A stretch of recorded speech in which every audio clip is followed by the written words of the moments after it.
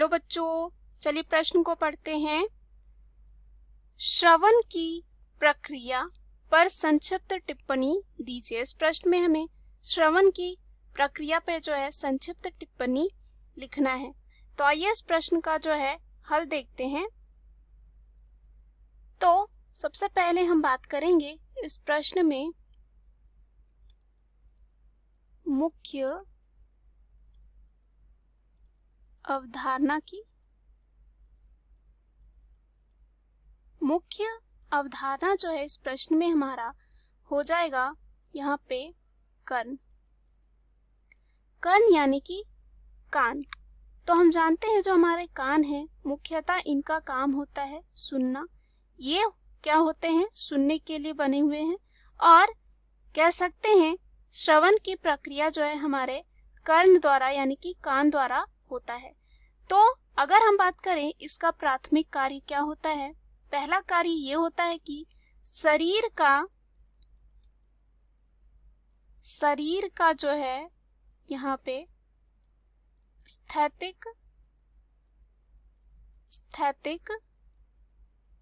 साथ ही साथ गतिक संतुलन को जो है बनाए रखता है। गतिक संतुलन जो है बनाए रखना इसका जो है काम होता है। दूसरा ये होता है कि ध्वनि को ग्रहण करता है।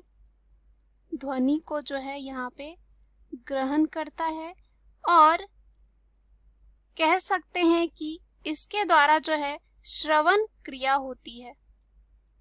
इसी के द्वारा जो है कर्ण के द्वारा जो है क्या होती है, श्रवण की क्रिया यानी कि सुनने का जो है काम होता है। अगर हम यहाँ पे बात करें कि ये प्रक्रिया कैसे होती है श्रवण की प्रक्रिया, तो क्या होता है जो हमारा अंदर का कान है यानी कि जिसे हम अंतःकरण बोलते हैं। अगर हम बात करें अंतःकरण की, तो यहाँ पे क्या होता है अंतःकरण के कला गहन के कोक्लिया में जो है स्थित कोर्टाई का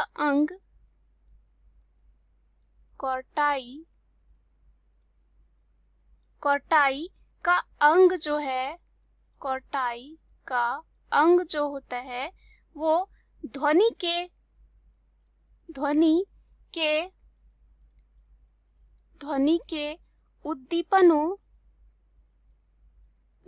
के उद्दीपनों या उद्दीपन को ग्रहण करने के लिए जो है उत्तरदायी होते हैं।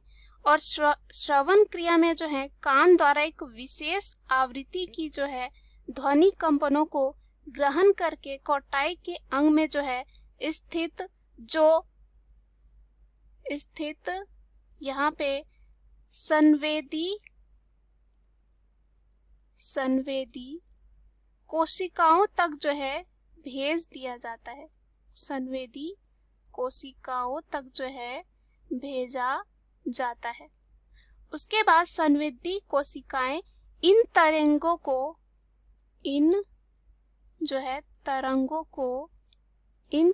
को जो है तंत्रिका के क्रिया विभव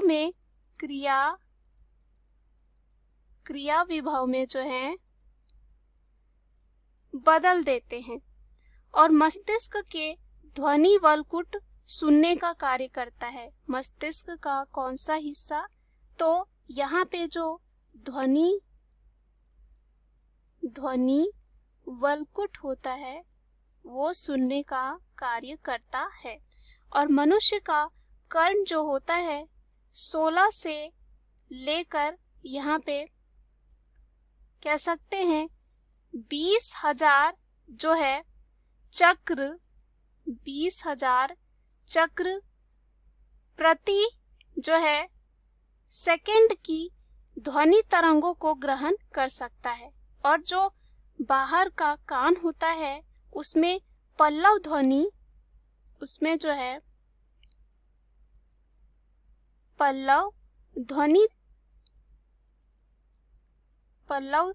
ध्वनि तरंगों को जो है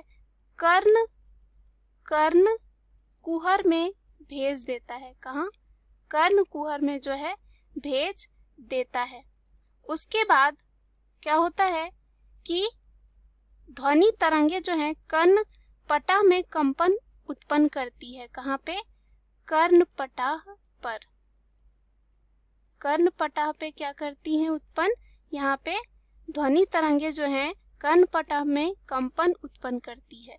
उसके बाद जो हमारा बीच का कान होता है, और कह सकते हैं कि मध्य कर्ण की कर्ण अस्थिकाओं, अगर हम यहाँ पे बात करें मध्य कर्ण की, तो यहाँ पे जो है कर्ण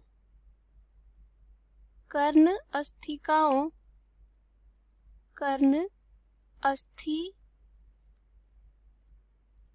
कर्ण अस्थिकाओं द्वारा जो है कर्ण पटह से कंपन अंडाकार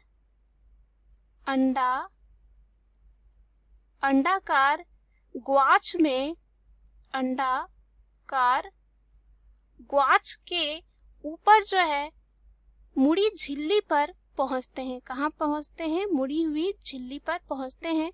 इसके वजह से क्या होता है, अंतःकरण यानी कि अंदर के कान के स्केला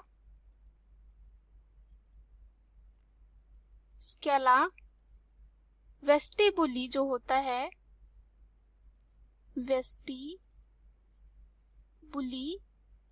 जो होता है, उसके परिलसिका में जो है क्या होने लगता है? कंपन होने लगता है। क्या होने लगता है? परिलसिका में जो है यहाँ पे कंपन होने लगता है। और यहाँ से कंपन जो है उसके बाद जाता है स्केला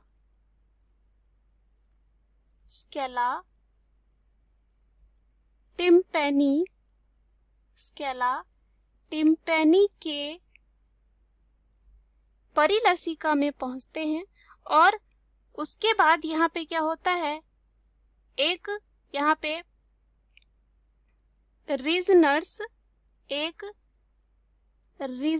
जो है यहाँ पे कला, साथ ही साथ जो है बेसिलर कला में जो है क्या होने लगता है, एक होता है रीजनर्स कला और दूसरा होता है बेसिलर कला। उसमें जो है यहाँ पे कंपन होने से स्केला मीडिया के अंतःलसिका में जो है कंपन होने लगता है, जिससे कोटाई के अंग में जो है संवेदी रोमों में भी कंपन होने लगता है। और संवेदी रोमों के कंपन टेक्टोरियल कला में कंपन उत्पन्न करके ध्वनि संवेदना की जो है प्रेरणा को उत्पन्न करते हैं। और श्रवण जो तंत्रिका द्वारा जो है ध्वनि संवेदना मस्तिष्क के ध्वनि वल्कुट तक पहुंच जाती है। और इस प्रकार ध्वनि की तीव्रता जो होती है संवेदी रोमों के कंपन की तीव्रता से ज्ञात होती है। और हम ऐसा कह सकते हैं कि जो यहाँ पे